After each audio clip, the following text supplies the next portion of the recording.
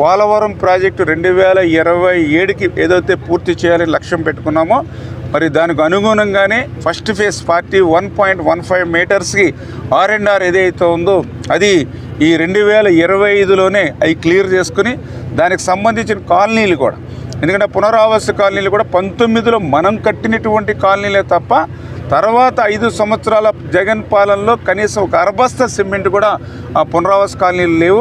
అంచేత ఈ first phase 41.15 మీటర్స్కి ఆ నీటి సామర్థ్య ఎత్తుగా అవసరమైనటువంటి R&R అంతా కూడా ఈ 2025కే కంప్లీట్ చేసుకుని, అదేవిధంగా సెకండ్ ఫేజ్ 45.72 మీటర్స్, ఎందుకంటే ఇది అవసరం పోలవరం ప్రాజెక్టుకి. ఆ నీటి సామర్థ్య ఎత్తుకే మనం నీటిని నిల్వ చేస్తేనే పోలవరం జలాలు అటు ఉత్తరాంధ్ర రాయలసీమకి వెళ్ళేటువంటి పరిస్థితి ఉంటుంది. కాబట్టి ఆ ప్లస్ 45.72 మీటర్స్కి అవసరమైనటువంటి R&Rని కూడా ఇప్పుడే మనం క్యాలిక్యులేట్ చేసుకుని ఇప్పటి నుంచే కేంద్ర ప్రభుత్వం దృష్టికి మళ్ళీ అవి కూడా ప్రపోజల్స్ పెట్టుకుని శాంక్షన్ చేసుకుని 2027 డిసెంబర్కి పోలవరం ప్రాజెక్టు పూర్తి చేసే లోపుగా మరి ఆ యొక్క సెకండ్ ఫేజ్ R&Rని కూడా కంప్లీట్ చేయాలనేటువంటి ఆలోచనతోటే ఈరోజు చంద్రబాబు నాయుడు గారు కూడా పనిచేస్తూ ఉన్నారు. ఆయనకి లక్ష్యాలకు అనుగుణంగా మేము కూడా ఎప్పటికప్పుడు ఇన్స్పెక్షన్ చేస్తూ ఆ యొక్క వర్క్ని ముందుకు తీసుకెళ్తూ ఉన్నామని చెప్పి మీ ద్వారా తెలియజేసుకుంటాం.